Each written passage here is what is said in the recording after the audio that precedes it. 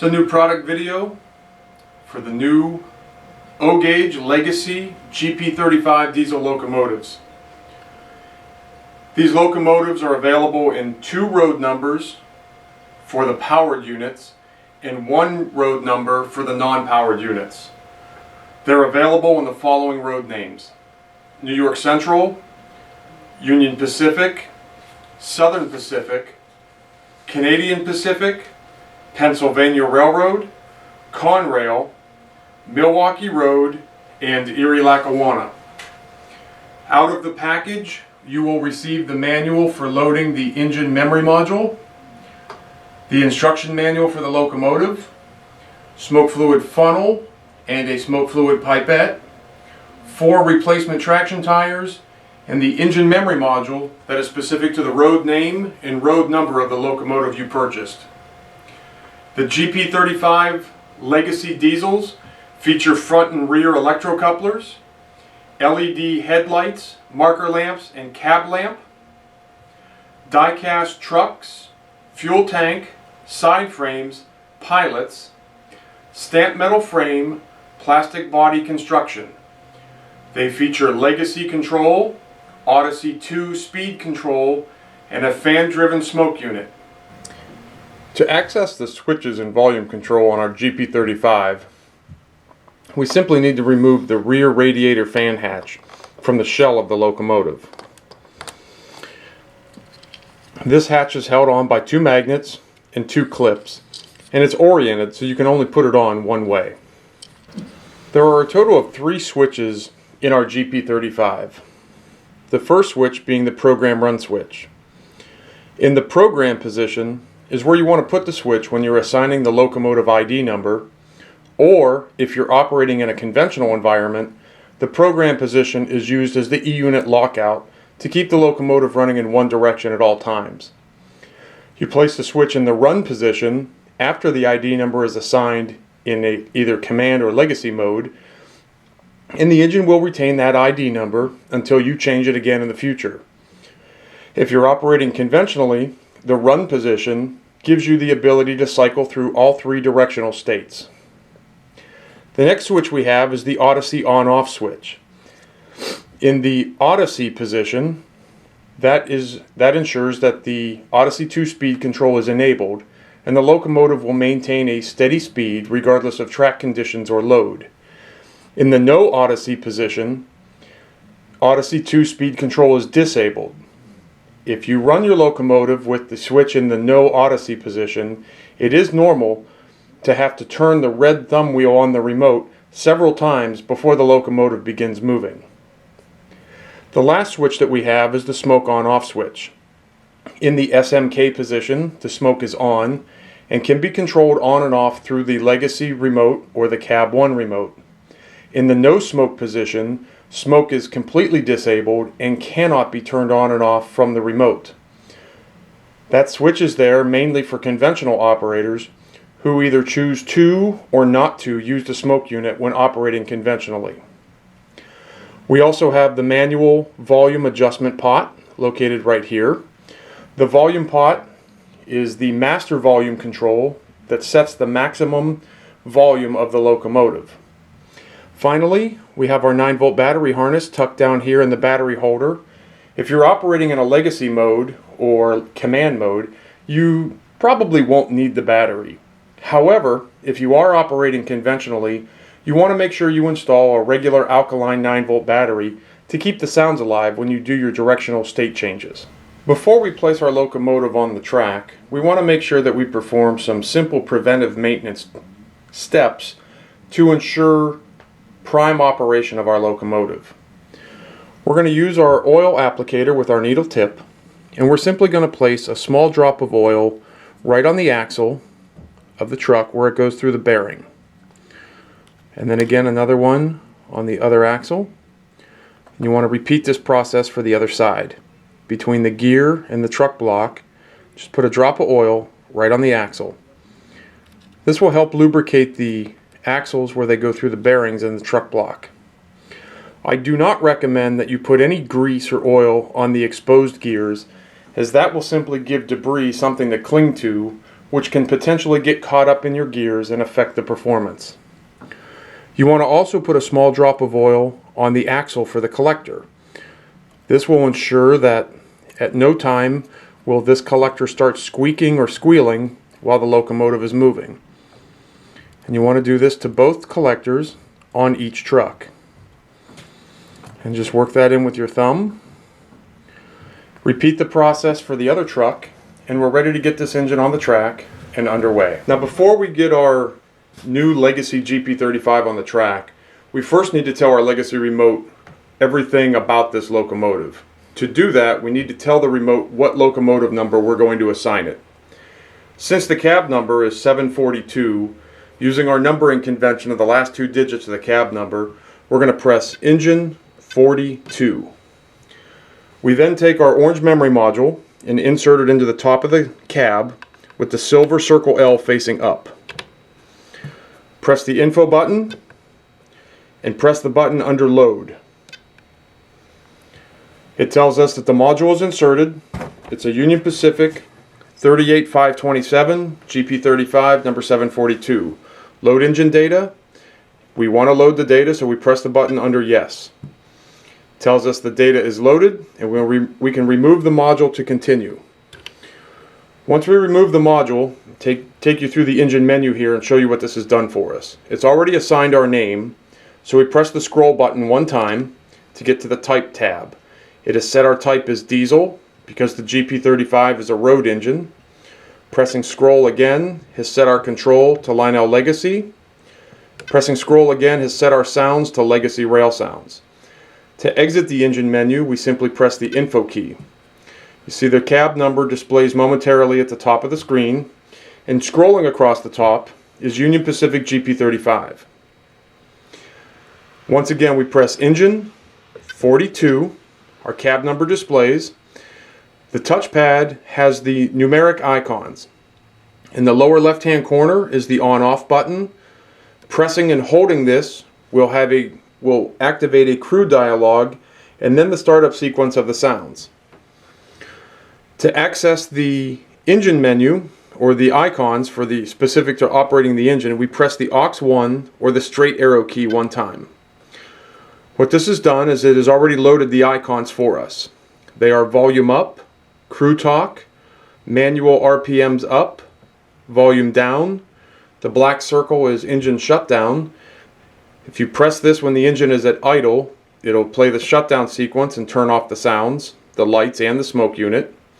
When the locomotive is underway and it's moving, that black circle changes to a black triangle, which is used for emergency shutdown or emergency stop, which is an entirely separate dialogue than the shutdown sequence.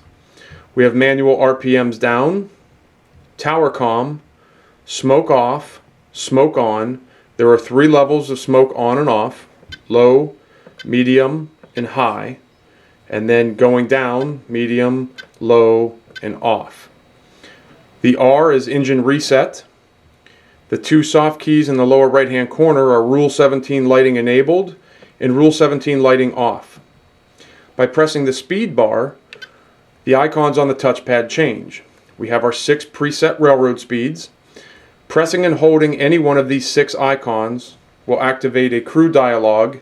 Once you release it, the engine will attain that speed, and then another dialog will be played to tell the tower that it's reached the set speed that you've commanded it. We have tower comm, smoke off, smoke on, the bar graph, which directly represents the amount of labor the locomotive goes through. Number 1 is roll speed. Roll speed is the very first speed step a locomotive will attain and hold.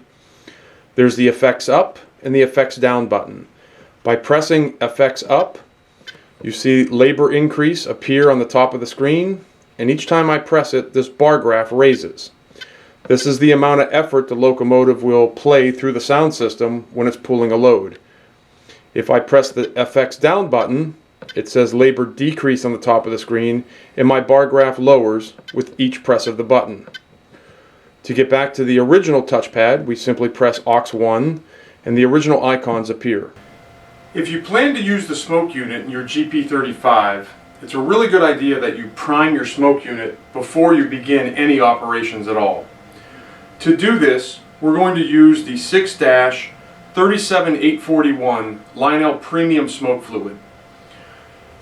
Remove the cap from the top of the smoke unit bottle so that you're able to get your smoke fluid pipette into the bottle itself. Now you want to put roughly about 3/4 fluid from the tip to the very first line. Using the funnel that comes with the locomotive, place the funnel in the smokestack. Using the pipette, add the smoke fluid into the unit. A couple puffs of air from the pipette is a really good idea to make sure that we clear out any potential meniscus in that smoke unit hole. Now we need to make sure that we program the locomotive ID number so that it matches what we told our legacy remote the engine ID would be. So to do this, we're going to remove the access hatch on the back of the locomotive and place the program run switch into the program position. We also need to make sure that our Odyssey on-off switch is in the ODY position and that our smoke switch is in the SMK position. We can then apply power. You'll notice that when power comes up, all that is illuminated is the cab number lamps. The headlight, the cab light, the smoke unit, and the sound system remain off until we address the engine. So using our legacy remote, we're going to press engine 42. On my screen of my legacy remote, it displays the information from my memory module, and I'm now going to press the set button. By pressing set, the horn blows, confirming that it took the command. We can now place the program run switch back in the run position. At this point, the locomotive is ready to operate. We replace the access hatch on the shell, and I'm going to go ahead and take the locomotive through its paces and give you an opportunity to see and hear its operation. Here's the horn.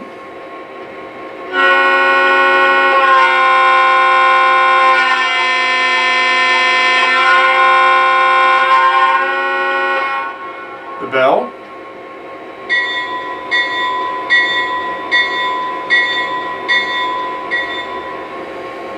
Before we go that far, I want to shut the power off and turn it back on. Once again, when you place this locomotive on the track, only the front and rear number boards are illuminated. No headlights, cab light, smoke, or sounds until we address the locomotive. So on the cab, I'm going to press engine 42, and I'm going to press and hold that icon in the lower left-hand corner of the touchpad so that you can hear the dialogue that you get upon startup. This is the dispatcher. Do you copy? Roger that. Okay, start her up. Stand by for track orders. Copy that, dispatcher. Starting up the engine. Out.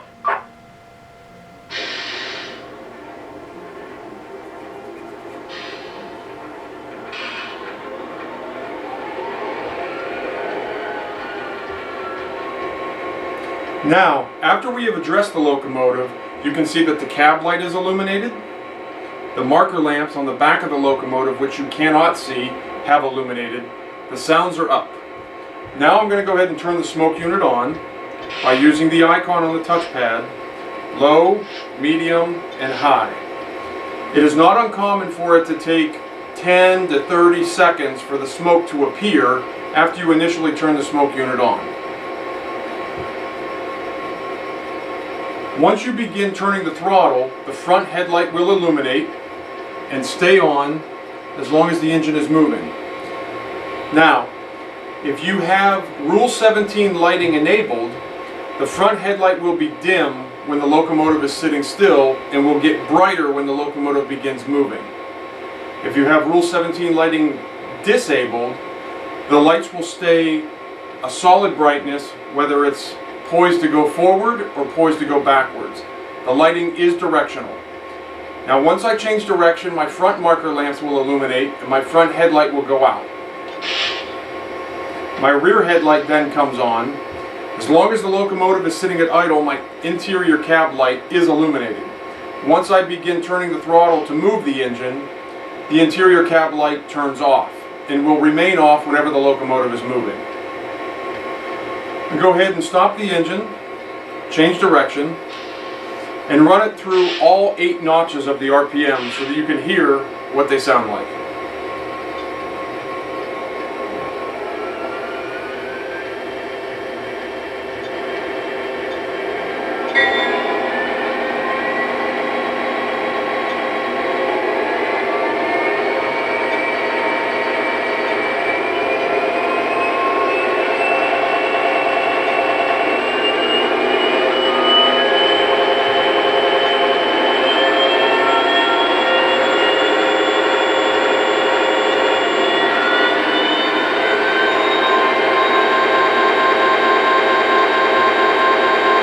And that's the locomotive at notch 8. I'm going to go ahead and bring it back down.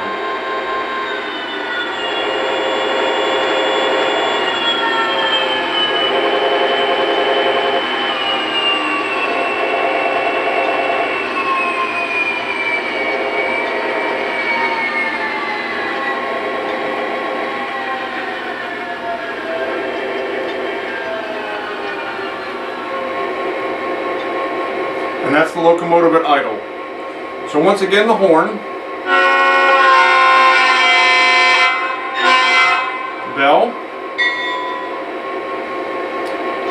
crew talk.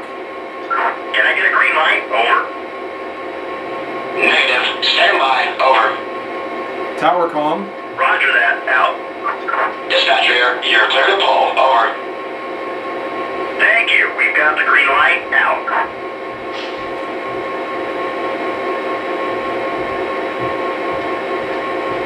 Go ahead and get the locomotive running.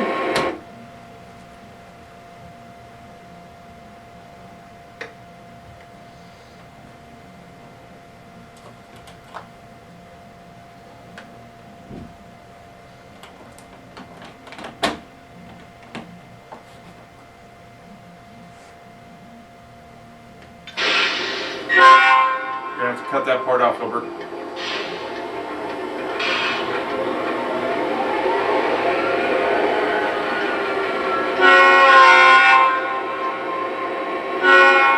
When the locomotive sits at idle versus when it's running, you will notice a substantial difference in the amount of smoke that comes out of the exhaust stack.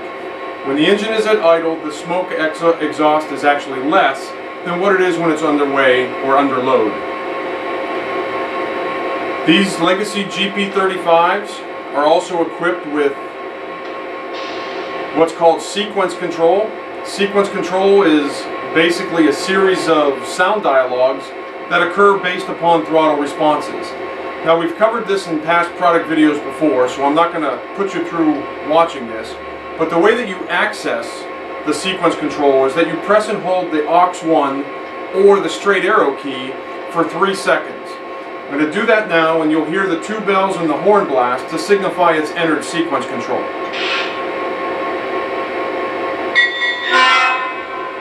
Now the locomotive is in sequence control, so whenever you run it, it will automatically blow the horn, ring the bell, play the tower comm, etc. Any major changes to the throttle, and it will trigger a crew dialogue to play. We got your signal. Clear to move. Over. Roger that. Out. You will still have manual control over horn and bell and all other functions of the locomotive, but if you choose not to activate them, as the locomotive's running, these sounds will play on their own. To exit sequence control, you simply press aux1 or the straight arrow key and the circle R on a legacy remote touchpad or 0 on the cab 1 control. You press R, the horn blows, it tells you that it is left sequence control. And you're now back to manual control of the locomotive. These locomotives are equipped with a front and rear electrocoupler, which can be triggered from the remote, the front coupler, and the rear coupler. I'm going to go ahead and play the shutdown sound so you can hear that sequence and wrap this video up. So on my touchpad, I have the round black circle in the middle of my touchpad. I'm going to press that now. See you next trip. Signing off. Out. So you get the crew dialogue, the engine goes through its shutdown sequence, and you'll notice that the headlight is now off. What you can't see here on the back is the marker lamps are off. The smoke unit is turned off, as well as the sound system. And the locomotive will stay in this state until you address it again and start it up to operate it one more time.